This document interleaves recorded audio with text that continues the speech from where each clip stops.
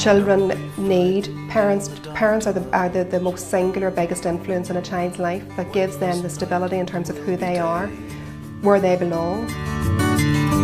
I'll be whispering in the treetops in the morning when you wake. At a very deep level, children feel a sense of something missing if they don't know who their parents are. Up to half of children are living without one or other parent. Yes. Well, sadly, of course, once it's reached the court arena, the position's going to be quite entrenched. And first of all, we try for direct contact. If that's not working, then we suggest a contact centre.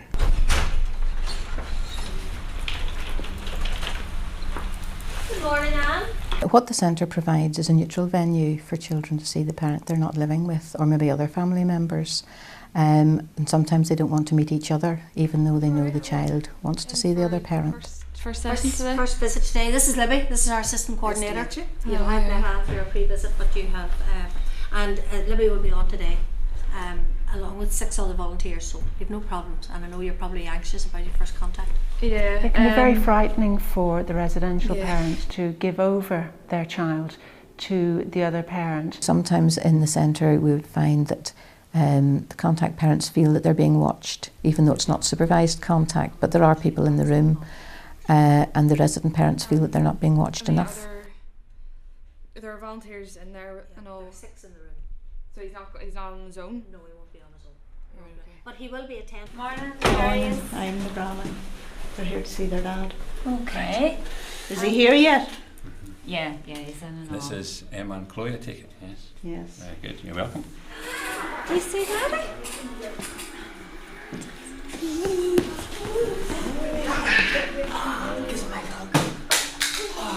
If there has been violence in the past, or difficulty maybe with misuse of drink or something like that, that we would be aware of that, and aware if there are any particular needs the child has. Is he sober? Oh, he is, yes. Are you sure? Because he was up at town last night and he was drunk. No, well, do you remember I said to you at your pre-visit that we have a set of guidelines, and one of those guidelines is that if a contact parent comes here with drink, and is showing signs of drink or drugs of any description, any kind of substance, we don't allow contact. Jade, are you going to come in And see your daddy? and see your daddy and play with all the toys? It's okay. Peter? There's going to be wee toys and all in there, okay? You go with the lady and I'll That's see you a soon. good girl. You I'll come see with me. Okay, Peter, you going to come with me? Good boy. Go, listen, if there's any hassle, the lady will bring you Your out. mum will okay? just be in here all I'll the be time, here. and we can come and get you if you need. Okay? That's a good girl. See you soon. See you soon. Bye. Bye. Quite often the resident parent will sit in a little room for the first week or two, and then we do encourage them to go out and spend a couple of hours outside of the centre, you know, and enjoy the morning off. They see the volunteers are very, very experienced, very caring. They are usually quite happy to leave the child who they know will not come to any harm. And then after, the feedback after that is that they're very glad that that has happened. Just, you know, what do I do? What do I say? I mean, I've 3 nieces. The volunteers are key to the running of the centre.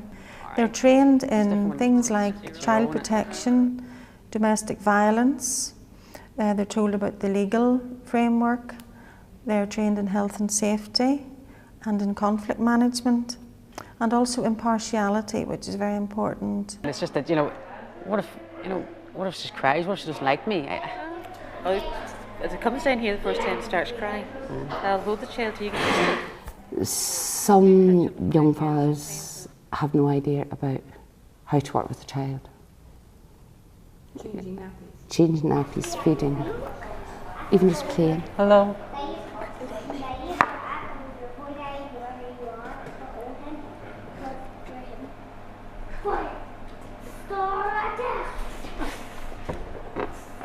Hello, Julie. My daughter's brought to the front door and I go to the room at the back, and then she was brought down to me, and then I play with her down in the back room. There's like toys, and there's a play area out in the backyard, like swings and a slide and things like that. You're there as a neutral person. You're not judgmental. You don't know their history, and you just treat each individual on a day-to-day basis, and you just try to offer them as much emotional support, I suppose. She's here to see her mommy. Okay. How is she? Things fine. Yeah, how are you? I'm okay. Good. Okay, well.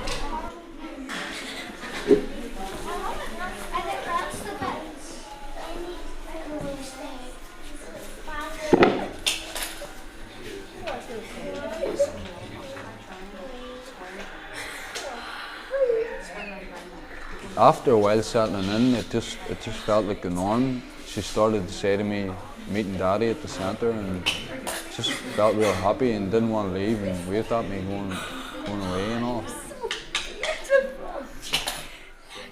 I think they see us as ogres or part of the court system or something.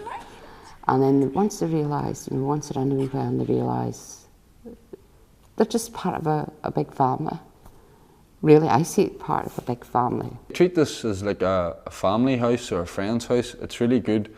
I never feel under pressure or watched here. It's just such a good environment and place to be at all times when I'm with my daughter.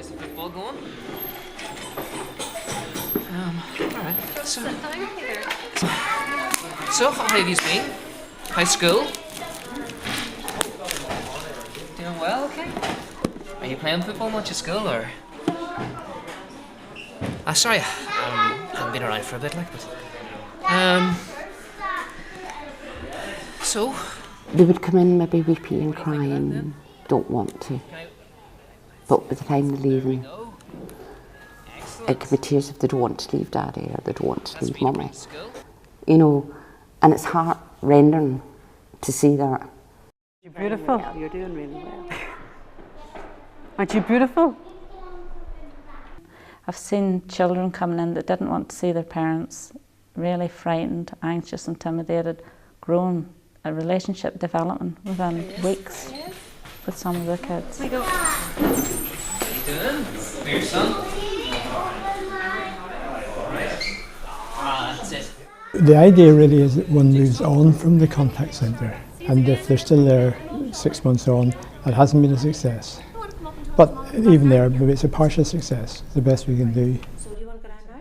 There seems to be a perception that using the contact centre in some way implies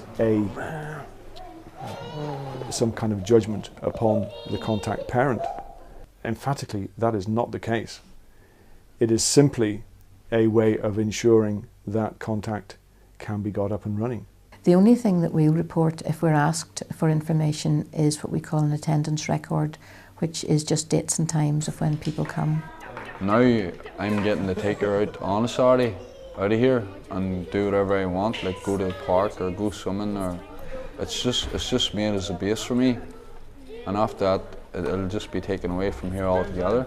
Many a parent has walked out of here and said, listen, thanks very much, we're moving on, we really do appreciate it. So, very rewarding in that aspect. I think that the contact centre should always be considered where there are any difficulties in establishing agreement between the parties. Contact centres are open to everybody regardless of race, religion. Even if I ever do leave here, I'd like to volunteer, because seeing what this centre does for kids and just doing that extra bit for like parents that can't see their children, it's so great. It's amazing the number of parents that say, this is just great, I would never have seen my child if this place hadn't been open. They will see a happier and a more secure child. They'll see a child that is freed up from worrying about juggling these two relationships. As the father was leaving, the biggest compliment he could ever give us was the fact that he said it was the happiest day of his life.